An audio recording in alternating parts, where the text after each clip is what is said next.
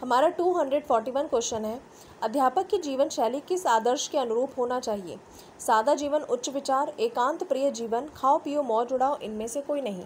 तो जवाब है सादा जीवन, उच्च विचार। हमारा 242 क्वेश्चन है, माध्यमिक स्तर तक की शिक्षा का नियंत्रण वास्तव में किसके हाथ में होना चाहिए?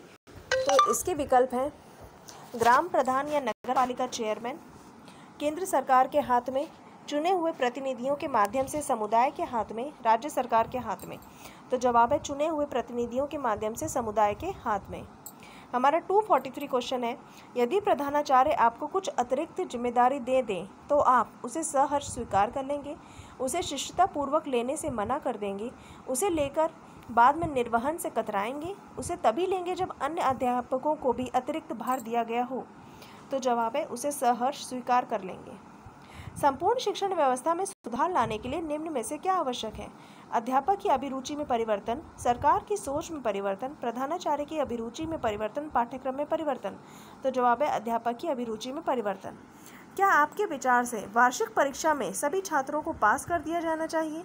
तो इसके विकल्प है जी हाँ, इससे बच्चों का मनोबल नहीं गिरेगा, जी नहीं, ऐसा करने से बच्चे पढ़ना तथा ज्ञान को याद रखना छोड़ देंगे, जी नहीं, इससे पूरी शिक्षा व्यवस्था आगे चलकर ध्वस्त हो जाएगी, इनमें से कोई नहीं।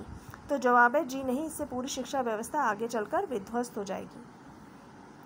हमारा 246 क्वेश्चन है, हकलाने वाला छात्र के प्रति आपका क्या रवैया होगा? उसे उच्च शिक्षण सामग्री की सहायता से पढ़ाया जाएगा, उसके साथ सहानुभूतिपूर्वक रवैया रखना, यह समझना कि ऐसे लोगों को पढ़ना बेकार है, इनमें से कोई नहीं। तो जवाब है उसके साथ सहानुभूतिपूर्वक रवैया रखना।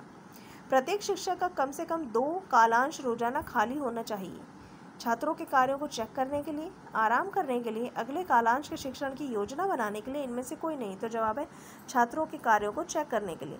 बच्चों में मौलिक चिंतन की शक्ति विकसित की जा सकती है, जन्मजात होती है, स्व अध्ययन से बढ़ती है, ए और सी दोनों। तो जवाब है ए और सी दोनों।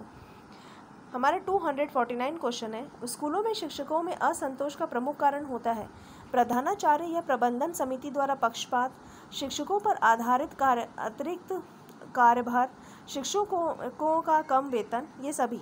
तो जवाब प्रधानाचार्य या प्रबंधन समिति द्वारा पक्षपात।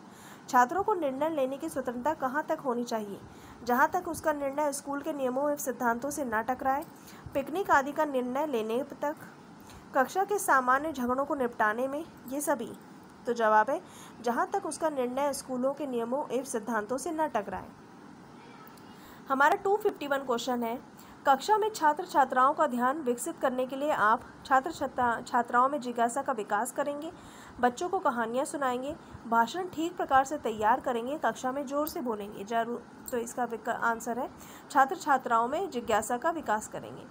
हमारा 252 क्वेश्चन है, आप परीक्षा के दौरान कक्ष निरीक्षक का कार्य कर रहे हैं, उसमें विद्यालय के प्रधानाचार्य का पुत्र परीक्षा दे रहा है, यदि वह अनुचित कार्य करता है तो उसकी अनदेखी करेंगे, परिणाम की परवाह किए बिना उसे अनुचित साधन प्रयोग नहीं करने देंगे, प्रधानाचार्य से परीक्षा के बाद शिकायत करेंगे, उसे रोकने का साहस करेंगे। तो